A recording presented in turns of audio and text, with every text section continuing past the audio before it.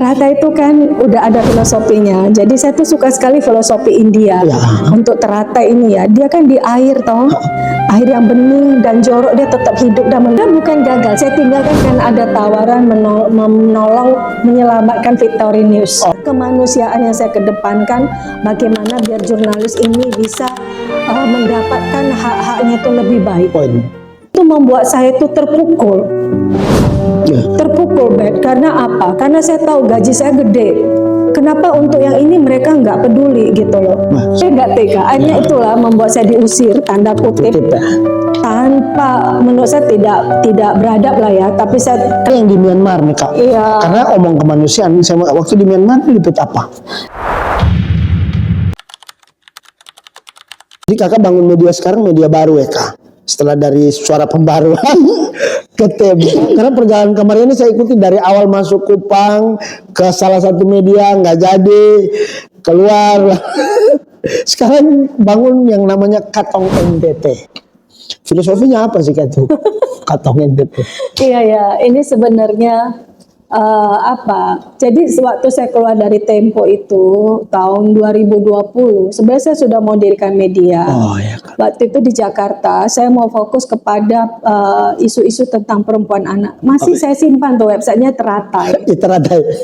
Teratai itu kan udah ada filosofinya. Jadi saya tuh suka sekali filosofi India. Ya. Untuk Teratai ini ya, dia kan di air toh. Air yang bening dan jorok, dia tetap hidup dan menunjukkan karakternya. Dan indah. Dan indah toh, padahal dia bisa aja di selokan, bisa di mana. Dia adaptasinya menurut aku luar biasa ya, sejenis bunga yang aku belajar banget dari Teratai itu. Dia tidak basah walaupun dia di tempat basah gitu ya. Nah, tapi ketika saya tanda kutip gagal menolong Teratai, sebenarnya bukan gagal, saya tinggalkan karena ada tawaran menolong menyelamatkan Victorinius. Oh, waktu itu. Tapi apa boleh buat, kita tidak sejalan dalam di VN waktu itu. Iya, di VN itu tidak sejalan dalam hal transparansi dan akuntabilitas karena terkait dengan kesejahteraan semua penghuninya. Waktu itu. Nah, jadi saya sebagai pimpinan redaksi dianggap melebihi dari kewenangan karena semata-mata kemanusiaan yang saya kedepankan, bagaimana biar jurnalis ini bisa mendapatkan hak-haknya itu lebih baik. Nah, karena saya sempat menangis ketika ada satu jurnalis batal berangkat untuk liputan karena sepeda motornya rusak di tengah jalan dan dia tidak punya uang 50.000 untuk membayar tempel banyak itu, lalu dia menggadaikan KTP-nya. Nah, gara-gara itu saya marah besar. Kamu gak ada uang 50.000, padahal ini masih nggak ada Ibu. Akhirnya saya suruh, sudah, kamu ambil ini uang, KTP ambil bawa, tapi kamu nggak jadi berangkat karena sudah ada yang mengganti karena tidak bisa menunggu kamu. Jadi orang lain yang ganti. Iya, wartawan yang lain yang gantikan dia, dan itu membuat saya itu terpukul. Terpukul, Bet. Karena apa? Karena saya tahu gaji saya gede. Kenapa untuk yang ini mereka nggak peduli gitu loh. Akhirnya saya berusaha untuk membuat VN ini maju biar ini semua ada dampak positifnya buat seluruhnya. Ternyata karena jiwa pemberontakan. Kakak ini punya sikap yang saya kenal. Kakak punya hati yang kuat buat itu. Saya nggak tega. Akhirnya itulah membuat saya diusir, tanda kutip. Tanpa, menurut saya tidak beradab lah ya, tapi saya terima lah itu. Memang itulah perjuangan toh. Nah, akhirnya saya pikir, saya diskusi sama teman-teman. Saya pulang lah ya. Aduh Mar, cemen banget lu, baru gitu. Dibilang gitu. Teman-teman saya di Jakarta. Lu kalau ngadepi bedil nggak takut, kemana-mana lu lawan, giliran begitu aja lu kalah. Bikin dong sesuatu yang berdampak positif bagi situ, yang terkait dengan profesi kamu. Akhirnya aku diskusi nih dengan teman-teman yang dari VN juga. Kalian gimana? Akhirnya kita dirikan, dan Katong NTT itu bukan saya yang nyebut, itu dari seorang yang saya ajak itu dari karyawan VN. Akhirnya alasannya apa? Kakak kan bukan orang NTT. Ya toh kakak nggak punya DNA. nggak pernah di Nggak ada DNA ini, juga ya? nggak ada apa-apanya, tapi karena cinta sama ini, karena kakak bilang pertama kali keluar kota itu kakak ke Ngada, jadi kakak ingat banget gimana ngerinya hidup di Di NTT. NTT. Makanya kakak bilang aku nggak ada tempo, maulah aku terima VN. Ternyata aku diusir, udah kita bikin. Nah kata NTT itu filosofi adalah NTT itu milik kita. NTT adalah milik kita. Adalah milik kita, yang nggak ada peduli kamu siapa. Oke. Karena saya menjadi contoh buat mereka bahwa kakak kan bukan NTT, tapi kakak sayang NTT, Katong itu kita. Oke. Akhirnya aku bilang oke, jadi kita berdayakan apa yang kita ada untuk bantu. Jadi teman-teman ini membantu saya tuh di dua kaki. Di event di ini, tapi mereka tidak pernah sedikit pun menganggap ini sebagai pengkhianatan. Oke, siap. Karena menurut mereka membantu saya itu karena NTT-nya, Oh, bukan karena NTT karena bukan karena uangnya. uangnya. Ha-ha. Akhirnya itulah membuat saya berjalan. Tapi dalam perjalanan ekspektasi saya mungkin ketinggian, jadi saya nggak dapat dukungan support dana dari teman-teman. Jadinya saya apply lah beberapa kali grant berhasil, dan saya berpikir wah berarti saya sebenarnya bisa, cuman mungkin ruang ini belum saya pahami karena saya nggak punya latar belakang bisnis toh. Betul. Saya tuh idealisnya aja. Akhirnya memang idealis Jadi saya tuh jatuh banget hingga akhirnya bertahan sampai sekarang, dan sayangnya saya nggak nemu SDM yang terutama jurnalis perempuan yang langka. Karena apa, NTT ini jurnalis perempuannya sedikit sekali. Kenapa saya memilih perempuan? Karena Katong NTT ini didirikan untuk memberdayakan perempuan, anak, dan kelompok rentan yang terkait dengan situasi sekarang NTT yang menghadapi banyak masalah. Kita mau mengangkat cerita positifnya sebenarnya. Jadi konsennya sekarang Katong NTT di situ ya? Iya, dari awal sebenarnya, karena itu didirikan untuk itu, karena kita mau needs itu dalam needs itu penting ya. Kita nggak mau jadi media semua bisa, Betul. semua ada, enggak. Kita mau concern, itu riset loh saya. Kakak riset itu. Riset apa yang paling penting dari NTT yang bisa menjadi intervensi. Puji Tuhannya kan saya kan backgroundnya intervensionis, social intervensionis. Itu di bawah payung psikologi ya, psikologi sosial terapan. Saya alumni dari sana, jadi saya itu cari intervensi yang ini. Nah, dalam perjalanannya itu membuahkan gambaran yang bagus, perempuan-perempuan mulai ini. Tapi dalam perjalanan saya menemukan teman-teman seperjuangan, baik itu NGO atau LSM atau lembaga-lembaga, kayaknya belum biasa dan kolaborasi, dan melihat saya itu masih sebagai outsider. Outsider. Jadi kehadiran saya tuh kayak menjadi kerikil. Itu banyak kita sebenarnya, pengalaman kita juga banyak sama teman-teman itu. Mungkin karena saya bukan orang NTT, jadi nggak kurang dipercaya keseriusannya kali ya. Enggak juga, Kak. Kepada orang NTT juga pengeluaran ke kakak kesekian sebenarnya. Jadi kalau ada satu dua orang yang berbeda dalam tanda kutip perspektifnya, kemampuan dia itu agak susah diajak. Udahlah nanti dibahas di tempat lain. Tapi itu pengalaman saya juga sama. Sama ya. Jadi saya merasa kayak lonely ya, bukan lonely kayak merasa kok lucu ya. Saya di sini kan mau menjadi teman, kok malah lihat saya tuh jadi kayak musuh gitu. Karena kakak sendiri mungkin bagi mereka berbeda kali ya, cara melihat persoalan segala macam. Saya juga rasa Kak, orang juga saya buat YouTube juga sendiri susah gitu ya.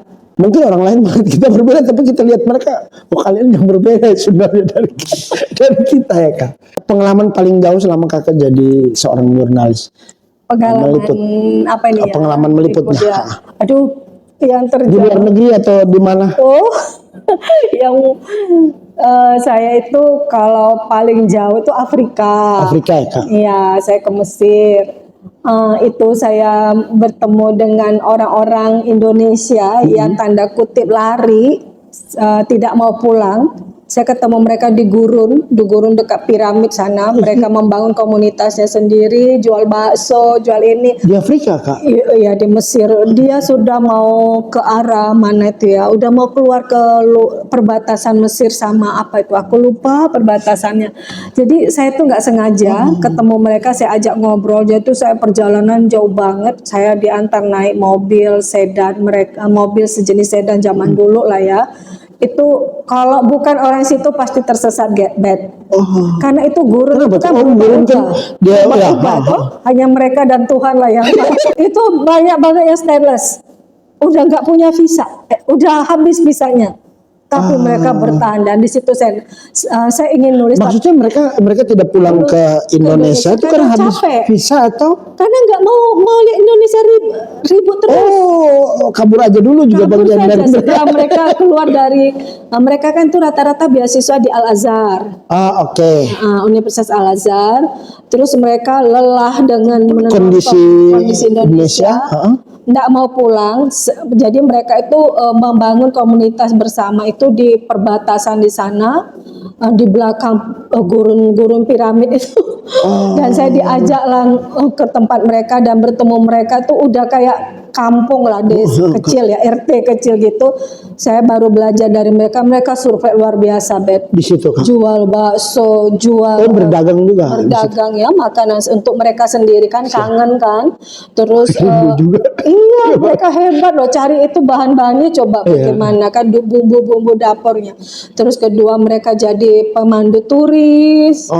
Yang pasti yang tidak bisa dilacak polisi, biar tidak dipulangkan ke Indonesia. Itu Kakak jumpa, ketemu Makan, minum sampai mau nginep, tapi aku sadar berbahaya ya, karena saya jurnalis toh. Nah, udah. Terus yang menarik juga, saya ke luar negeri itu lebih banyak pada liputan-liputan yang menurut saya itu lebih pada kayak main judi lah, Bet. Karena gak ada orang yang membantu saya. Sendiri. Iya, inisiatif sendiri, cari sendiri, urus. Saya dari dulu orangnya sendiri, bekerja mandiri ya. Memang di Tempo itu ada tradisi yang gak tertulis. Kalau liputan-liputan berat itu kita jarang sendiri, berdua. Paling jarang itu rame ya, tim itu paling banyak 2 ya, sepengetahuan saya, sepengalaman Kakak ya. Contoh yang paling nyata itu saya ke Myanmar. Waktu itu saya direstui sama pemimpin saya, kepala departemen saya.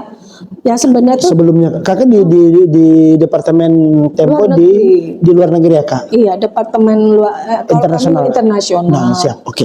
Nah, tapi waktu saya ke Myanmar tuh saya di departemen ekonomi. Di ekonomi. Tapi bos saya mempercayakan ke saya dengan alasan kamu punya jejaring di luar bagus, Mar. Saya baca karena jadi saya nggak, misalnya saya itu kan nulis di hukum, tapi saya ambil di siap. Jadi nggak mau aku hanya ekonomi murni.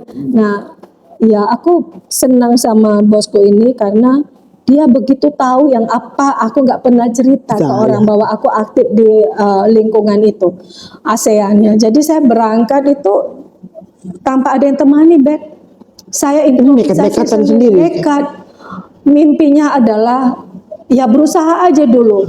Yang pasti saya ingat selalu doa. Doa yang nggak pernah lupa adalah doa Salam Maria Rosario, itu nggak itu rutin tuh, Kak. Saya percaya banget saya itu berhasil ini bukan karena saya, tapi karena Tuhan, dan doa-doa saya dijawab. Karena semua liputan saya itu banyak liputan kemanusiaan. Oke. Nah ini yang di Myanmar nih, Kak. Iya. Karena omong kemanusiaan, saya waktu di Myanmar liput apa? Saya tuh diminta sebenarnya wawancara Aung San Suu Kyi. Ya. Kalau kita itu terkenalnya mungkin Megawati ya zaman betul.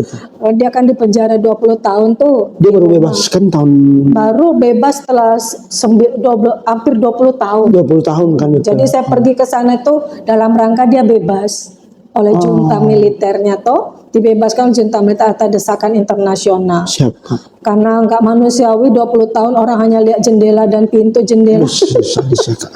Tapi kuat benar dia ya. Mentalnya luar biasa. Nah, sebagai perempuan dan dia juga perempuan, saya berpikir ya kalau saya diberi kepercayaan saya berusaha, tapi nggak ada target karena saya pikir mah nggak masuk akal aja.